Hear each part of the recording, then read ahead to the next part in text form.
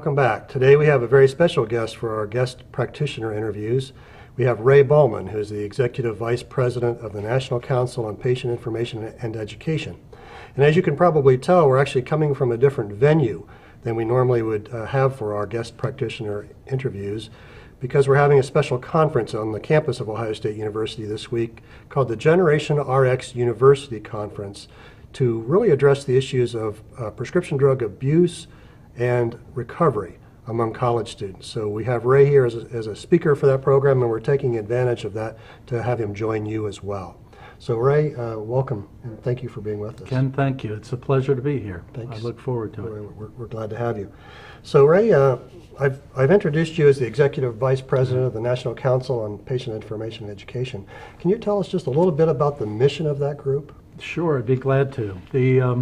The National Council on Patient Information and Education, NCPI for short, is a nonprofit coalition. We're about 100 member organizations. We're about 30 years old, and we have a singular mission, and that is to work to stimulate and improve communication of information to promote safe and appropriate medicine use to consumers and healthcare professionals. Wonderful. Well, this week in our course, we're talking about the medication experience, and our students will have a chance to have studied medication safety and our drug-taking practices in the United States, drug use practices, also issues around prescription drug abuse and its prevention. So given that, I wonder if you could tell us some of the things that NCPI is doing around kind of medication safety, prescription drug abuse prevention, some of the projects that you have underway. Sure, I'd be glad to. We have a number of projects going usually at the same time, and usually focusing on different aspects of medication safe use and appropriate use, and also promoting prescription drug abuse prevention, treatment, and recovery. For example, currently we have a program called Maximizing Your Role as a Teen Influencer, what you can do to help prevent prescription drug abuse. That's a turnkey program for not just for parents for talking to teens, but for pharmacy students, pharmacy practitioners, for example, where they can get the information that's already developed and ready and available for developing about an hour-long program for community outreach. That's one example. Another is that we have a program called Recovery Opens Doors, an online resource for young people in recovery. And these days I have to define young people, and that's ages 18 to 25. And that website provides supports and materials to enable young people who are themselves in recovery or anxious or curious about recovery to communicate and talk to each other and find resources for recovery support. We also have programs to promote medication adherence, and we have programs to encourage and equip and enable consumers and patients and caregivers to talk with their pharmacists and doctors about their medicines. And I'm well aware that you have some very specific tools around the topic that we're conducting this conference on, that being the prevention of prescription drug abuse on college campuses. That's correct. Yeah. We have a program called Preventing Prescription Drug Abuse, a resource for college campuses. And it is free materials that are available on talkaboutrx.org. That's our website, where you'll find the whole portfolio of materials available for community outreach, for patient engagement, and public education. We have the college resource kit, as I mentioned, the teen influencer kit, the Recovery Opens Doors, and most recently, we have a program where we've encouraged the use of videos and social media to get the word out about prevention. That's called Pass It Forward. Yeah, that's fantastic. So NCPI has really a plethora of tools, and as you said, they're all free. They're at talkaboutrx.org. That's you can correct. download them there, and I would encourage our listening audience to use them and take advantage of these free materials. So Ray, one of the things that we, in our course, this is Introduction to Pharmacy course, as you know, is we've emphasized the need for pharmacists to practice in different ways in terms of medication therapy management, collaborative practices, and we've emphasized the importance of pharmacists talking to patients and educating them, counseling them about their medication.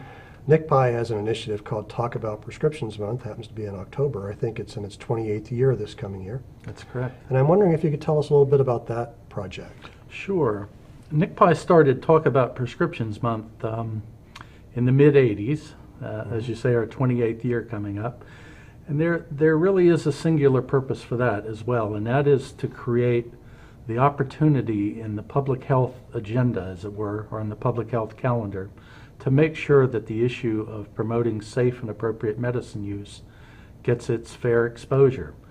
And so what NCPI does with Talk About Prescriptions Month is we try and introduce new issues and new opportunities and new resources, and we also reinforce important messages that really need to be part of any dialogue about medicines, hence the word talk about prescriptions, to try and bring the consumer and the healthcare provider together every time medicines are part of the treatment recommendation. Yeah, it's a wonderful project. Thank you. And pharmacists need to be more on board with you on that project as well. So Ray, you're the executive vice president or CEO of a national association. You're located in Rockville, Maryland, which is basically in the Washington, D.C. area. And I'm just wondering, you have a pretty broad look at this, and you work with a lot of different groups. From your perspective as a national association leader, what else do you think we need to do in the health professions to really improve medication safety? Any kind of quick things come to your mind? That's a big question and vitally important. I think if there's one thing that I think needs to be done, that is to continue to encourage the multidisciplinary approach. And that is pharmacists and prescribers, nurse practitioners, physician assistants, and primary care physicians as well, and including the pharmacists, of course. But NCPI positions the consumer or the patient at the center of what we call the medicine education team. And so in terms of a big picture, what we need to make sure is that a consumer, when they are a patient, they see oftentimes many healthcare professionals. There needs to be that connectivity and there needs to be that communication so that the patient's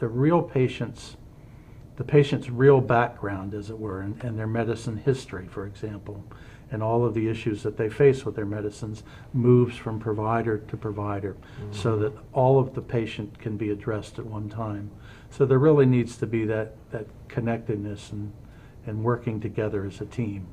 And there's a lot that's happening in that area right now in terms of technology and the role of electronic medical records, but we don't want to take the human factor out of it, and that's what NCPI has for many years said, reintroducing the oldest advance in medicine, talking. Yeah, I love that. Yeah. So, I mean, you've really, in that brief time, you've hit on a lot of key things: collaborative practices, empowering the patients, transitions of care, and some other things, all things that we're talking about here. So thank you for reinforcing those. Absolutely, thank you. So Ray, as a final question, I'm wondering if you have any final thoughts. There are probably a number of future pharmacists watching this video that we're taping today. And if you could give anything else that you have to say in terms of the importance of educating before you medicate, which is one of your logos. So any kind of final thoughts that you would like to share with our listening audience in terms of preparing themselves to do just that?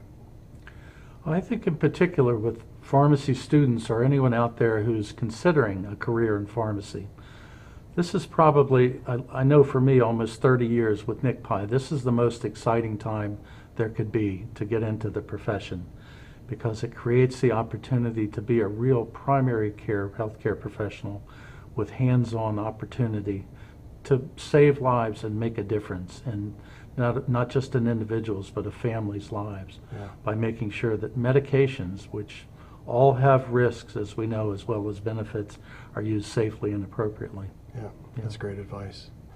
And I thank you again for being here, Ray. NCPI is doing so many important things. I want our listening audience to be aware of them. And I mean, you focus almost entirely on prescription medications or over-the-counter medications as well. So it's a thing that I want pharmacists and pharmacy students and future pharmacists to be aware of and to think about. Well, we appreciate that. Thank you, Ken. So thanks for all you're doing, and thanks for being with us. Thank you.